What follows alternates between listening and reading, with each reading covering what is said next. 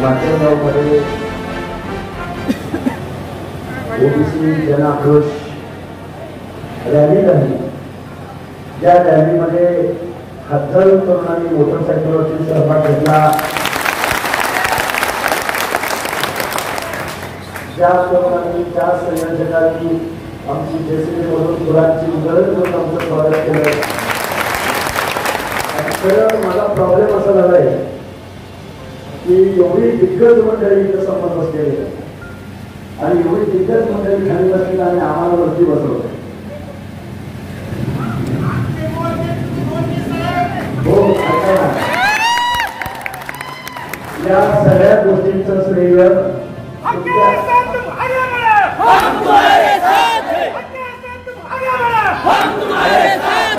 या सगळ्या गोष्टींचं श्रेय तुम्ही सगळेजण एकत्रित आला आणि माझं गावलं ओबीसी एकत्र आला, भटेल मुक्त जाती जमाती एकत्रित आल्या, निळा झेंडा एकत्रित आला, पंजाब समाज एकत्रित आला। याची फक्त धास्ती घेतली आज।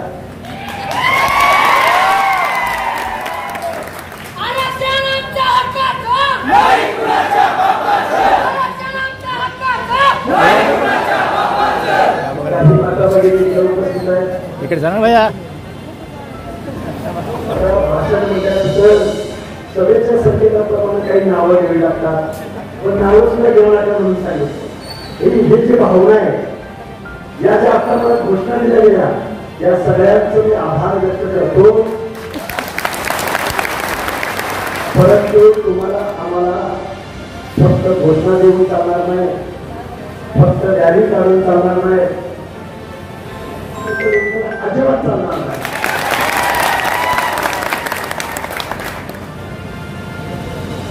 या महाराष्ट्राचं आराध्य दैवत ऐक्याचा राजा छत्रपती शिवाजी महाराज, विश्वरत्न महामानव डॉक्टर बाबासाहेब आंबेडकर, आरक्षणाचे जनक राजर्षी शाहू महाराज, समतेचा संदेश देणारे महात्मा ज्योतिराव फुले, अखिल मानव जातीसाठी पवित्र कार्य करणाऱ्या मातोश्री पुण्यश्लोक राजर्षी बोरकर, संत सेवालाल, संत भगवान बाबा, संत गाडगे महाराज, संत बसवेश्वर महाराज, आता 450 दाखले, 450 दाखले टाके उठल्यानंतर 493 दाखले ओबीसी आणि भटेल मुक्त जाती जमाती। मी एक राज्य मागासवर्ग आयोगाचा सदस्य म्हणून ज्यावेळी काम करत होतो, एक मला कैकाडी समाजाचं शिष्टमंडळ भेटलं। ते कैकाडी समाजाचं शिष्टमंडळ भेटल्यानंतर त्यांच्या जातींची यादी आम्हाला दिली। माझ्या महाराष्ट्रामध्ये कैकाड्यांची यादी 25-30 पेक्षा जास्त आहे जातींची। तुमच्यासमोर कारण महामानव डॉक्टर बाबासाहेब आंबेडकरांनी तुम्हाला आम्हाला प्रवर्गामध्ये घातलंय, ओबीसी मध्ये घातलंय, 340व्या कलमामध्ये काम करू नाही का? 340वं कलम ओबीसी साठी होतं, 341वं 342वं कलम एसटी आणि एसटी साठी होतं।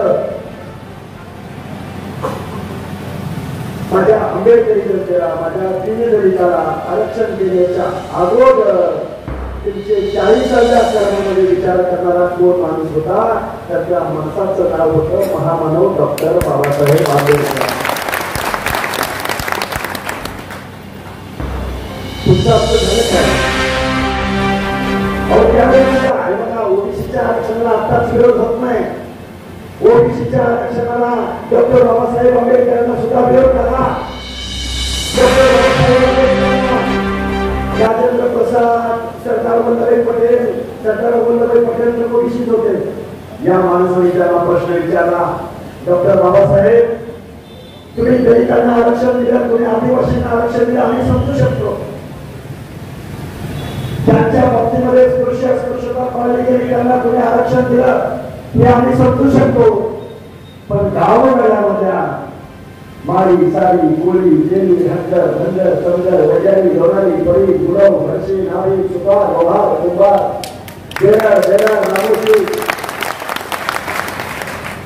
मुस्लिम समाजामधला कुरेशी, बागवान, कासार, देवी, तांबोळी, बाबासाहेब तुम्ही या माणसांना का आरक्षण देताय?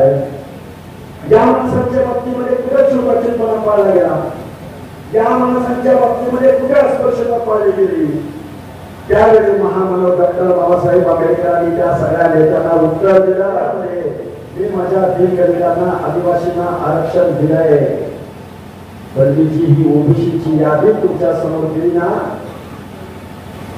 डोंगराच्या कुशीला कुठेतरी बंजारा समाज राहतोय, वाड्या वस्त्यावरती कुठेतरी बंजारा वंजारी जंगल राहतोय, मुख्य जाती जमाती आजही एका गावामध्ये स्थिर नाही. या माणसांना सुद्धा मला शिक्षणाच्या प्रक्रियेत आणायचंय, या माणसांना सुद्धा मला माणूस म्हणून जगवायचंय, या माणसांना सुद्धा मला निर्णय प्रक्रियेमध्ये आणायचंय. म्हणून डॉक्टर बाबासाहेब आंबेडकरांनी तुम्हाला मला 340व्या कलमामध्ये हे आरक्षण दिलं. नाही झालं आरक्षणाला, मग डॉक्टर बाबासाहेब आंबेडकरांनी कायदे मंत्रिपदाचा राजीनामा दिला. नाही तुम्ही आम्ही बाबासाहेबांना समजून घेऊ शकलो, नाही तुम्ही आम्ही महात्मा फुलेंना समजून घेऊ शकलो, नाही तुम्ही राजर्षी शाहू महाराजांना समजून घेऊ शकलो. बाबा म्हणून तुमच्या आमच्यावरती ही वेळ आली. हा मंडळ आयोग लागू होण्यासाठी 94 साल उगारावं लागलं. देशाला स्वातंत्र्य 47 ला मिळालं. डॉक्टर बाबासाहेबांनी तुम्हाला संविधान 1950 ला दिलं, पण ओबीसींना मात्र आरक्षण देण्यासाठी विश्वनाथ प्रताप सिंह यांचा जन्म व्हावा लागला. तो मंडळ आयोग 1994 ला लागू झाला. ज्या शाहू आंबेडकरांच्या जन्मभूमी महाराष्ट्रामध्ये तोच मंडळ आयोग आज कोणतरी माणूस चॅलेंज करतोय. काय म्हणतो तो माणूस? म्हणतो आम्हाला ओबीसी मध्ये आरक्षण द्या, नाहीतर आम्ही मंडळ आयोगात चॅलेंज करतो. तुझ्या बापाचं ह्याची खाऊ पेट आहे का? मंडळ आयोगात चॅलेंज करतो, सगळ्यांचं आरक्षण घालून टाकतो. मग तो छगन भुजबळाच्या मायाला लय खाल्लाय, धनगराला बंजाऱ्यानं लय खाल्लाय, बंजाऱ्यानं लय खाल्लाय. आणि काय म्हणतो, काय म्हणतो 70 वर्ष झाले खाते. मंडळाला लागू कधी झाला?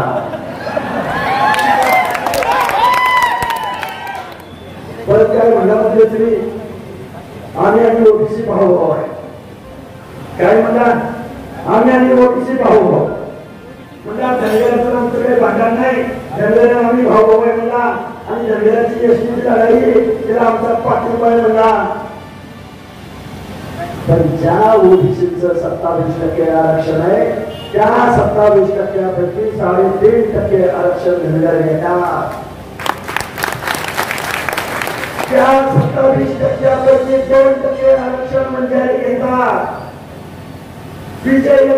प्रवर्गामध्ये बंजारा समाज आरक्षण घेतो. आमचं आणि भट्ट्याचं काय भांडण नाही, आमचं आणि विजयंतीचं काय भांडण नाही. मग तुझं भांडण काय कोणतं बरोबर आहे का? गावामध्ये छोटा झाला, एका बंजारा बाजूला झाला, एका वेगळे रामोशी बाजूला झाला. ताकदवान माणसं आहेत, ताकदवान. एकदा ही विजयंतीची बाजूला झाली की 19% आपण घुसायचं. मग बारकी बारकी माणसं सुद्धा मोहार, घुसाळी, कुंभार, पळी, कैकाडी या सगळ्या माणसांना एकट्याला धरायचं आणि सगळं आरक्षण भ्रष्ट करायचं. हा डाव कुणाचा आहे? काय त्याचं शिक्षण आहे, काय त्याचं नॉलेज आहे? असं आरक्षण देतात का कुणाला? आरक्षण तुम्हाला आपल्या टप्प्यात ठाण देऊ नका. आरक्षण जन्माने जो दलित आहे, जन्माने जो आदिवासी आहे, जन्माने जो ओबीसी आहे त्याला आरक्षण दिलं जातं. कारण त्याचं कारण असं आहे, आमच्या मागच्या हजारो वर्षाच्या कालावधीमध्ये आमच्या पिढ्यांनी महाराष्ट्र पण सोसलंय. गावच्या ग्रामदैवताच्या गाभाऱ्यामध्ये सुद्धा आमच्या या दलिताला प्रवेश नव्हता. गावच्या ग्रामदैवताच्या गाभाऱ्यामध्ये नाभिक असेल ड्युटी करायला, धनगर असेल ढोल वाजवायला लावून, भोई असेल पालखीला खांडाला लावून. आणि हे काय करायचं? सरदार, वतनदार, जागीरदार लगाव बत्ती.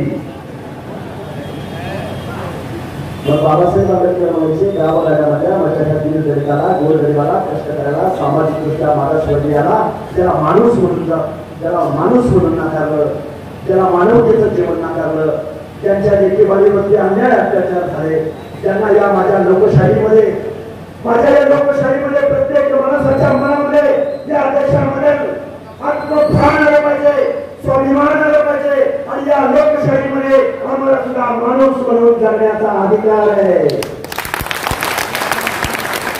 म्हणून आरक्षण दिले जातात.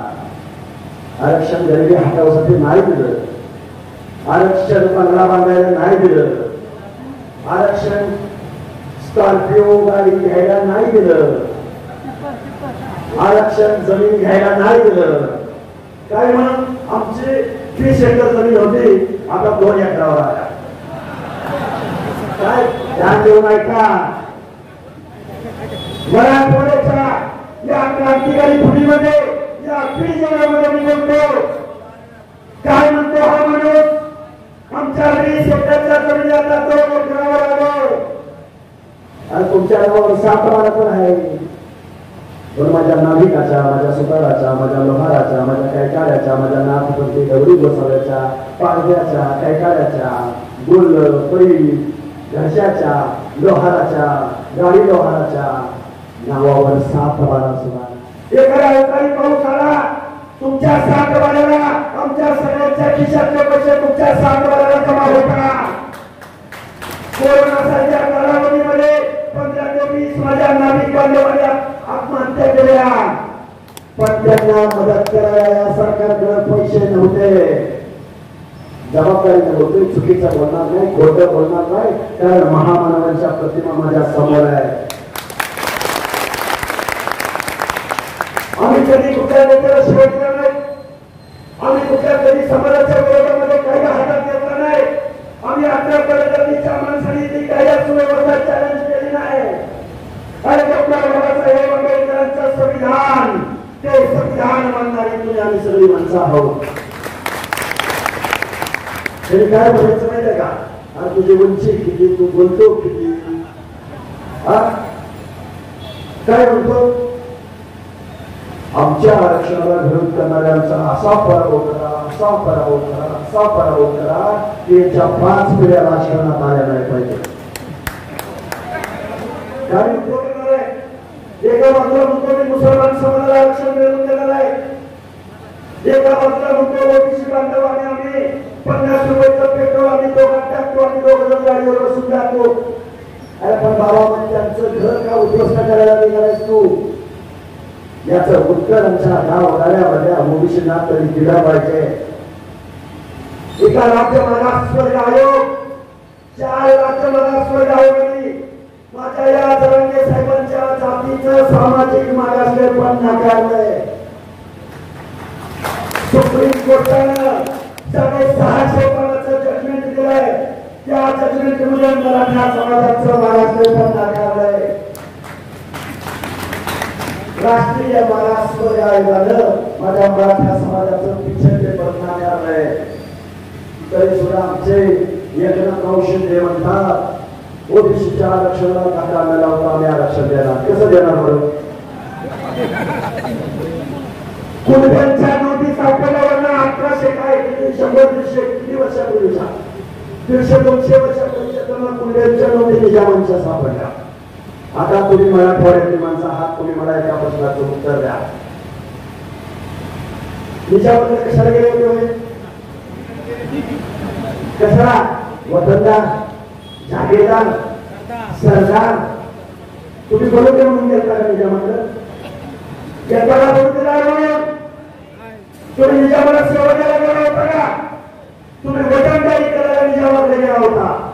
तुम्ही गुन्ह्याची नोंद आणताय, पण 7 वेळा तुमच्या नावावर किती एकराचा होता ते तुम्ही सांगत नाही. 10 गावं, 15 गावं, 50 गावं, 100 गावं, तालुक्याच्या तालुक्या वतनदारी तुमच्याकडे होती. तुम्ही बलुतेदार नव्हता, तुम्ही आलुतेदार नव्हता. नोंद आता तुम्ही सांगताय कुणाला? हे का तुमच्या समोर सांगतोय? दुसऱ्या गाडीकडून चालणार नाही, दुसऱ्या गोष्टा घेऊन चालणार नाही. संत भगवान बाबा सेवालाल अहिल्यादेवी होळकर महात्मा ज्योतिराव फुले ही माणसं सुद्धा कधीतरी पुढे वाचली पाहिजे, त्याचं ज्ञान पुढे कधीतरी घेतलं पाहिजे. आता आजची परिस्थिती काय आहे? आम्ही वडीगोत्री गावामध्ये उपोषणाला बसलो. उपोषणाला बसल्यानंतर त्या वडीगोत्रीच्या तरुणांनी इथं सगळे उपस्थित झाली, बिचारे खाली बसले. छातीचा कोट करून ते आम्ही आंदोलन तिथं उभं केलं. त्या आंदोलनाला या माझ्या सगळ्या मराठवाड्यातल्या अरे तुझा बरोबर आला, तुझा अवतार आला, तुझा विमुक्त जाती आल्या, तुझा गोंधळी संभाळ वाजवत आला. आमच्या पंजाब समाजाचे तांडेच्या तांडे तिकडे आले. आमच्या गोंधळी समाजाचे गावाच्या गावात ट्रॅक्टरच्या गाडी ऊसतोड मजूर कामगार मुकादम सगळी लोक त्या वडीगोत्री गावामध्ये आली, वडीगोत्री गावामध्ये आली. आणि जसं जसं आंदोलन उभं राहायला लागलं तसा गळ्याचा तिळपापड तिळपापड तिळपापड व्हायला लागला. माग शिवाजी महाराजांचा भला मोठा पुतळा आणि त्या प्रतिमेच्या समोर शिव्या द्यायला लागला. आणि आमच्या माता भगिनी टीव्ही बघतात, आमच्या लेकीवाडी टीव्ही बघतात. आई माईमध्ये शिव्या द्यायच्या, मुख्यमंत्र्यांना शिव्या द्यायच्या, सन्मान्य छत्रपती भुजबळांना शिव्या द्यायच्या. शिव्या डायरेक्ट आई माईवरून शिव्या. अरे आंदोलनाचा नेता शिव्या देणार असतो का? आंदोलनाचा नेता आरक्षण हिसकावून घेणार असतो का? पंक्तीला बसून आमच्या अपराध जातीच्या ताटामध्ये अन्न खेचून घेणारा असतो का? संविधानाची चौकट मोडणारा असतो का? या सगळ्या प्रश्नांची उत्तरं त्यांना तुम्हाला मला विचारावी लागतील. आज तुमचा आमचा आवाज देशाच्या संसदेमध्ये कोण ठेवणार? स्वर्गीय गोपीनाथराव मुंडेंसारखी तुम्हाला आम्हाला ठाम भूमिका घ्यावी लागेल. काय भूमिका होती गोपीनाथराव मुंडे यांची भूमिका? 2011चा साल आहे बघतो. 2011 साली समीरराव भुजबळ खासदार होते, आमचे गोपीनाथराव मुंडे खासदार होते, तिकडून लालू प्रसाद यादव खासदार होते. उत्तरेमध्ये अनेक ओबीसीची मंडळी आली आणि त्यांच्या संसदेला घेराव घातला. आमची ओबीसीची जात आणि आहे जनगणना करा, आमच्या ओबीसीला बजेट द्या, आमच्या ओबीसीला न्याय द्या. मंडळ आयोग अर्धाच लागू केला, अर्धा. आता माझ्यासोबत काही सभापती बसले, काही जिल्हा परिषद सदस्य बसले, काही नगरसेवक बसले, काही सरपंच मंडळीची